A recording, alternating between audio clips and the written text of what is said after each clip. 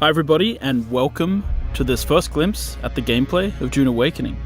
I'm really excited to welcome you into our world, but I want to point out a couple of things. First of all, this is a beta. It's beta footage, so you'll see bugs and you'll see things that need polish still. And secondly, our tutorialization is still a work in progress.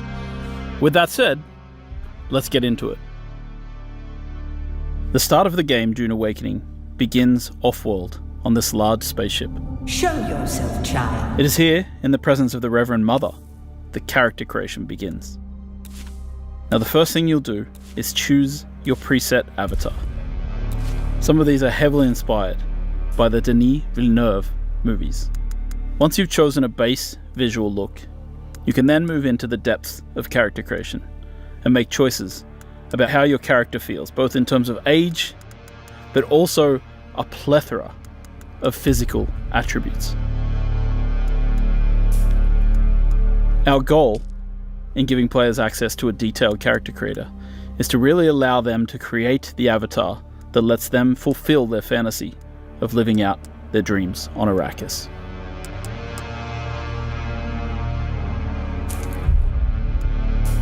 There are a multitude of hairstyles,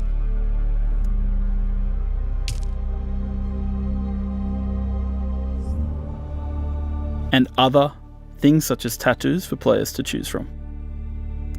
You can even choose different styles of lipstick and eyeshadow.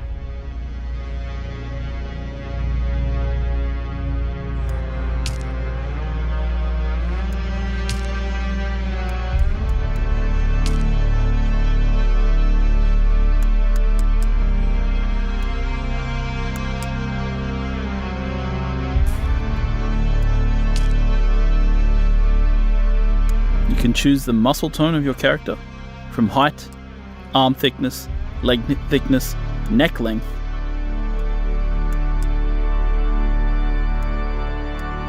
And once you finish your character, you choose your name and enter the world.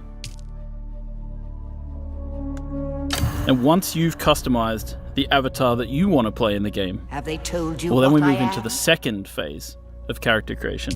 Then I will sift your words for lies. Let's begin. Where were you born? The second phase of character creation A world of is where water. you, as a person who world may or of may not know intrigues. anything about Dune, get to make choices about who you were before the game starts. Where you come from, Bad advice. what caste you belong make a to bad in the Dune deal. universe, and of be course, close to perhaps power most is to importantly, walk the who your nice mentor edge. was. Who was your mentor? Your mentor determines your starting set of skills when you enter the game. You must have been very young. The mind must be prepared or the training does not take. The test is almost complete. Have you spoken truth? Come here. Kneel. Put your hand in the box.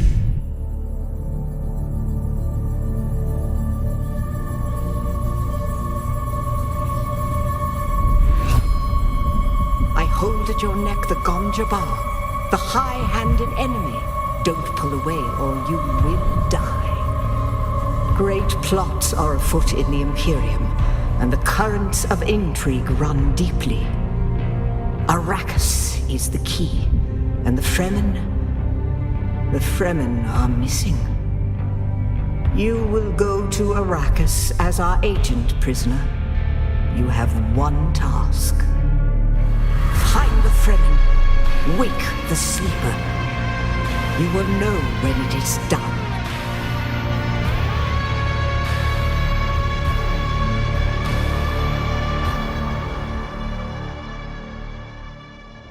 Now we're going to jump ahead a little bit in the story here, skipping past several events just to sort of get into the early new player experience of the game.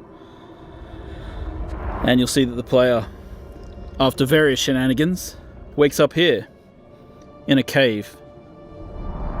And as we sort of look around the cave, we'll notice that it's filled with Fremen and the remnants of, this ancient culture.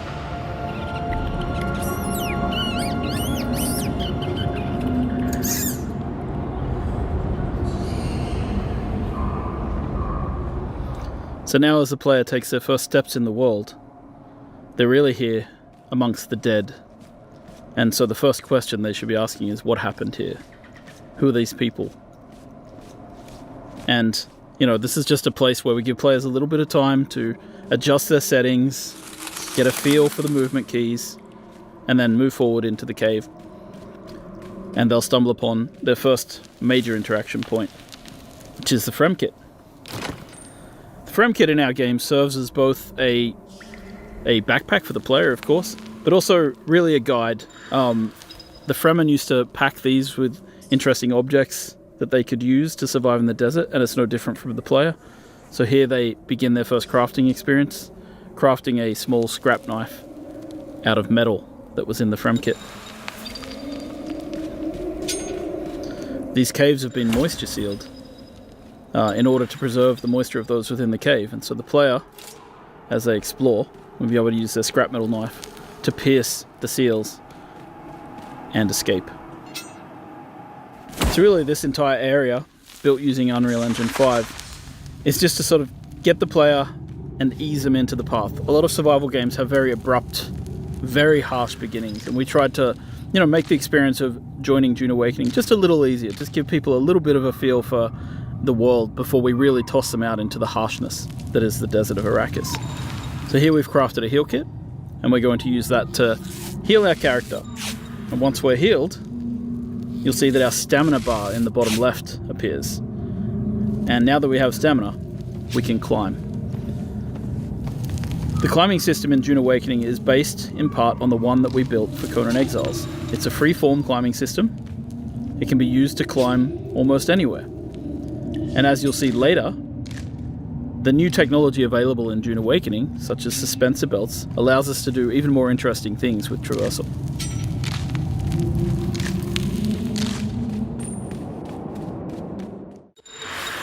So once we've finished that first little section, we're jumping ahead, we're going straight into the harsh real world of Arrakis. And here are your first steps on Arrakis.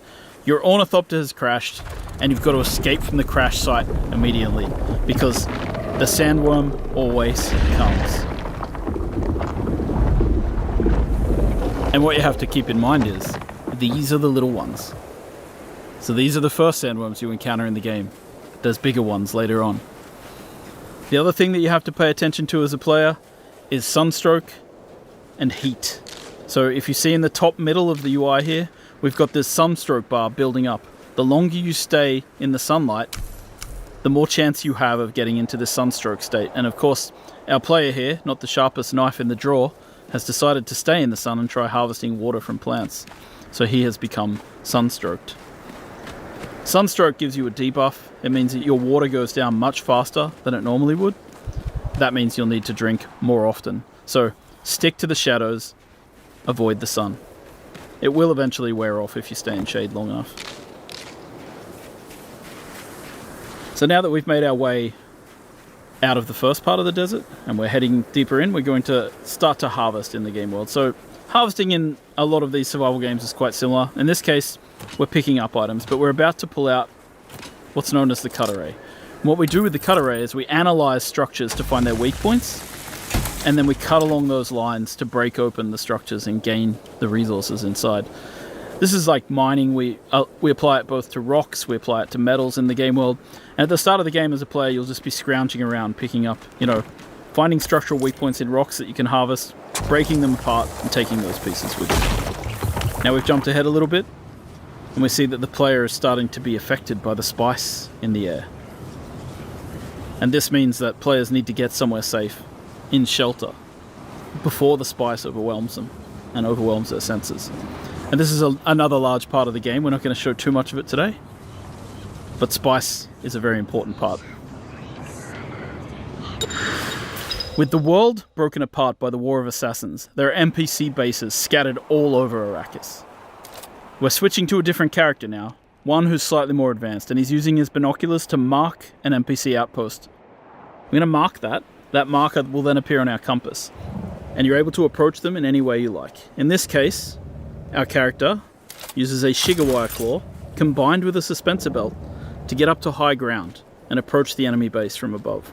kind of one of the interesting things about Dune Awakening is just how you can combine the different abilities. And this is how traversal really plays into the game. Like, you end up being able to attack these bases from any angle that you'd like. Now, our player is going to craft the first gun in the game, known as a Mauler pistol, which translates to, the basic kind of weapon in the game. As you may know, in Dune, bullets are not the preferred type of ammunition. Instead, it's darts, which are fired at a slower rate in order to try and attempt to pierce shields. Now, this early in the game, enemies don't really have shields, so the player is going to sneak into the base from above and use a combination of their early abilities. In this case, dropping out a grenade, then sneaking around the corner, and beginning to get into NPCs head-on. Now, troopers are the basic shock troops of the universe, and their ability trees reflect that. Grenades, Shiga claws for moving around, and of course, they're able to take down people with headshots. You can see how suspensor belts really allow you to change your approach to combat.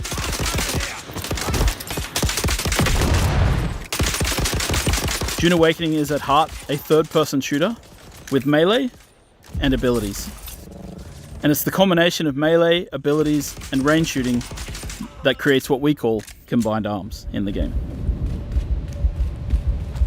Now, we've taken a fair bit of damage in this battle, so we're going to stop for a second to heal ourselves up with a bandage. Bandages heal over time, so you can't just heal yourself to 100%. You have to actually get into safety, get behind cover before you start using them.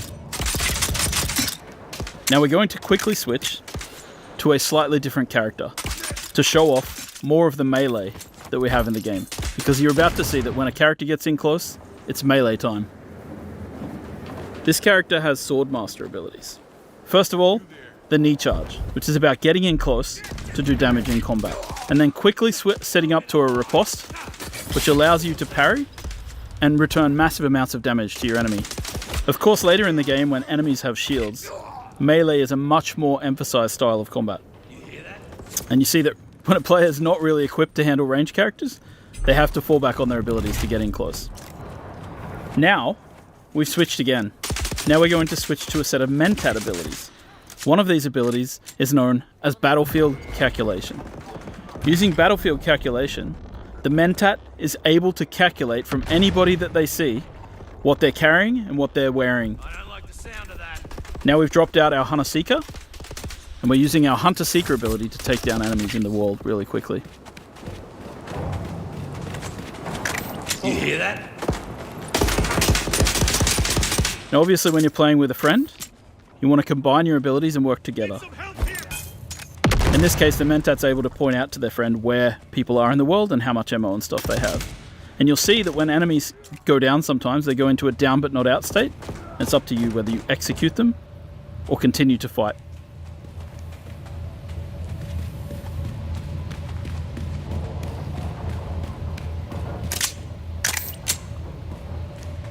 After a quick reload, it's back into the battle, with our friend coming from above and throwing out one more grenade.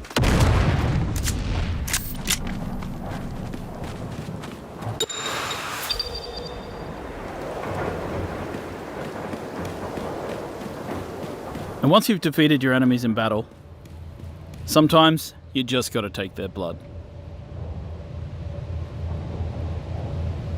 In order to get water, the player's going to have to craft themselves this blood sack and this blood extractor and use it to harvest blood from their fallen enemies.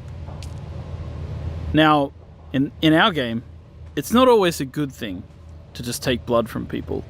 It's potentially bad and can only be used for certain things. Once you've extracted the blood, you can then of course drink it. As you'll see here, the player takes a big sip from their blood bag. But when they do that, it causes a debuff because the blood is not exactly pure, and drinking blood for water is not exactly a one-to-one scenario. So you'll see that our health bar got shorter while our water bar went up. And so being a blood drinker is not always looked upon in the right way. Of course, once you've played the game for a little while, you'll start wanting to build your own base. And the first part of that is placing down what we call a sub-fief console. A sub-fief console allows you to claim a small part of Arrakis as your own, but it does in turn mean that you'll start to owe taxes to the Emperor. So here we are with our building system. And you can see that we have two types of building here. We have the holograms, which show in the beginning. I call them solido projections internally. And we have the way that you fill in, which is by holding down the mouse button in this case. So the cool thing about this is it allows us to have this cooperative building system. So you'll see that one player places out the solido projections and the other player fills them in with the materials from their inventory. This is just a way that lets people play together and build together in an interesting and exciting way. We've seen through our experience with Conan Exiles that some people just love to build in these games. So we've created a system called the Blueprint Building System that allows players to save a copy of their base as one of these giant holographics. Then they can take them out into the world and place them out wherever they like and then rebuild. And we have another system in the game which allows you to take these, big architectural designs of your buildings and sell them to other players on the exchange. And once again, this is a way to quickly move your base around the world. If you've got a design you like, you don't have to, throw it out immediately. And it allows you to create these interesting masterpieces. It also, as you can see here, allows you to, if you're not artistically minded and you don't like building big bases, you can buy them from other players. Once you finish crafting a base, you want to fill it with all kinds of machines, fabricators, and refineries. And of course, harkening back to the blood extraction we just did, we've got the blood purifier. So what we want to do is take the blood from our blood sac and deposit it into the blood purifier, and over time, it will refine into lovely, fresh water, which can then extract into our liter-johns and carry with us out into the desert. While there's many varieties of fabricators that you can use to craft things in the game, one of the most exciting things is crafting yourself a vehicle. So we're opening the technology menu, and from here we're able to purchase the design for a sandbike. A sandbike is one of the early vehicles available to players in the game, and you can kit it out with different types of modules, including an extra seat, which allows you to bring your friends with you. So in this menu you can see we're fabricating ourselves a sandbike, and all the different parts of the sandbike have to be fabricated individually. So the player is going into the menu here, they're crafting different things which will make up their sandbike, and as you can see it prints out in this kind of 3D printer type way where all the materials are turned into these particles which then come together to form the different pieces of the sandbike. And you can see it's sort of all happening in the background here. And if we go out into the world view, you can actually see the pieces forming up inside the fabricator. So a base with lots of these fabricators going is actually pretty cool and pretty busy.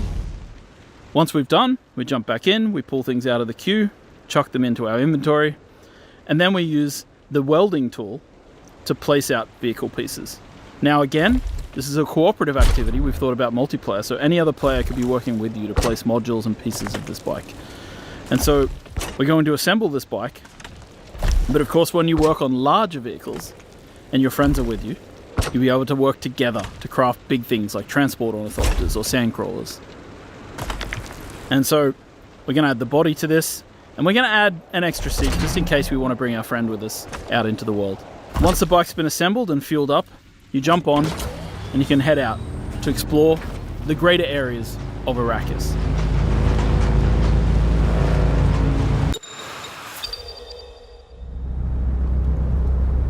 Heading out into the world to explore can be a dangerous experience. And as you explore the universe, you'll find certain dynamic events will occur. In this case, the War of Assassins has claimed a new victim, a ship which falls from the sky, spilling its loot all over the sand. So we head out there to see what we can get, to harvest and gather as much as we can. Of course, the problem is this is extremely visible to everybody in the nearby area. So people will be able to see this. And so in a PvP area, you might suddenly find yourself coming into competition with other players. In a PvE area, you might just find other people competing with you to get to the loot first.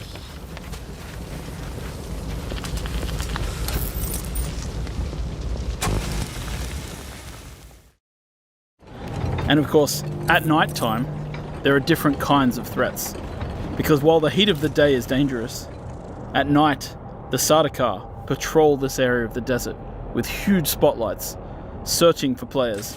Now this player is over here, harvesting dew with a dew reaper, sucking the water off the surface of these plants, and they've been captured and seen by the Sardaukar. And the Sardaukar send down troops who come floating down out of the sky to attack and destroy the players.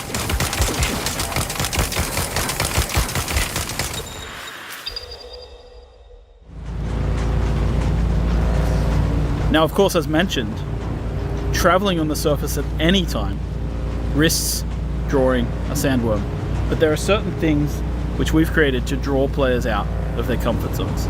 So in this case, there's a special type of sand here on the surface, known as flower sand. Flower sand, according to the books, is the softest kind of sand, and players can use it to refine it into a variety of different materials that they need for crafting. So you want to come out into the desert and you want to try and find flower sand, but you have to be wary and pay attention, because as you harvest, you risk drawing the attention of the sandworm.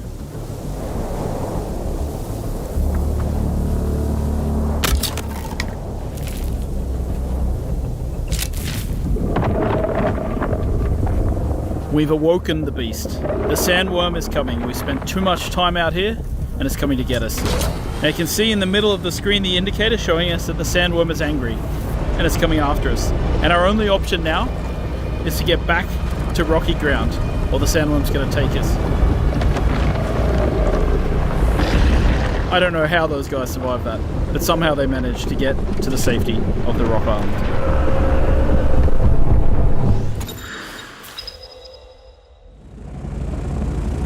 Once you've crafted your first ornithopter, you'll be able to take to the air and your entire perspective of the world shifts. From here, it'll make traversing the world a lot safer because you can avoid the sandworms. It'll also help you to go out into the larger world of Arrakis. Here we are in the overland map, and we're going to make our way south until we find the place known as Harko Village. Harko Village is the current seat of the Harkonnen, after their city, Carthag, was destroyed in a nuclear explosion during the War of Assassins. There's more details like that in the lore of the game for players to discover and explore. So we're going to land at Harko, and we're going to explore the social space. Once you arrive in Harko Village, you'll be able to meet up with other players, interact with them, trade, and create guilds. The game has a variety of social interaction mechanics, from emotes to grouping to a chat. Throughout Harko Village, you'll also interact with story characters, follow the main story. You'll be able to meet vendors who will sell you exotic items. They let you live. That is interesting. You'll be able to get a feel for how the factions are viewed in the world, and of course, you'll be able to swear allegiance to one of the major factions, the Harkonnen or the Atreides. Swear your guild's allegiance and begin to take part in the politics of the Imperium.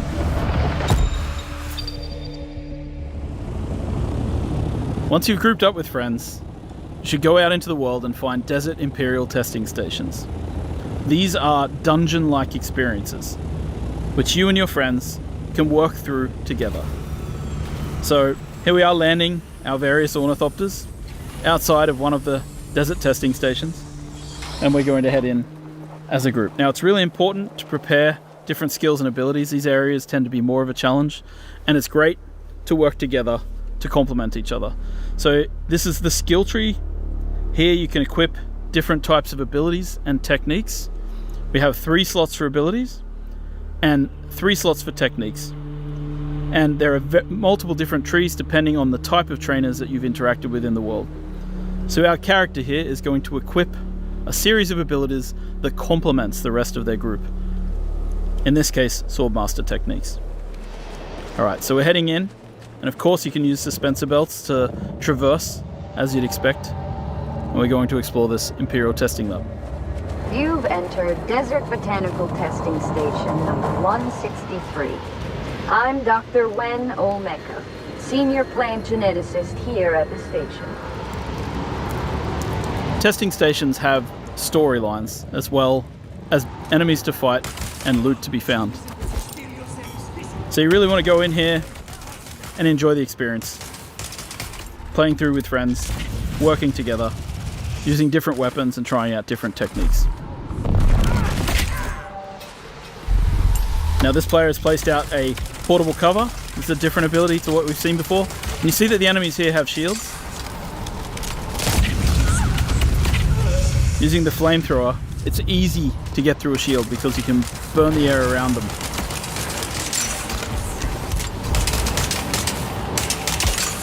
Now, of course, our characters are a little higher level than they were in the start of this video, so you're able to see that, yeah, we can take people down a little more easily. And of course, when you get to the end of these areas, you find these really cool loot chests. And in these loot chests, you find specialized components that are used for crafting exotic weapons and items. The end game of Dune Awakening takes place in the deep desert. Giant spice blows will happen, drawing players from all around to try and harvest the spice as quickly as possible. You want to get there first, and you want to try and take as much spice as you can before an enemy guild shows up to try and take it away from you. Now, of course, if you're clever and you start to lose the battle, you might place out a thumper, and that limits the time in which people are able to take spice, because then the big worm is going to show up.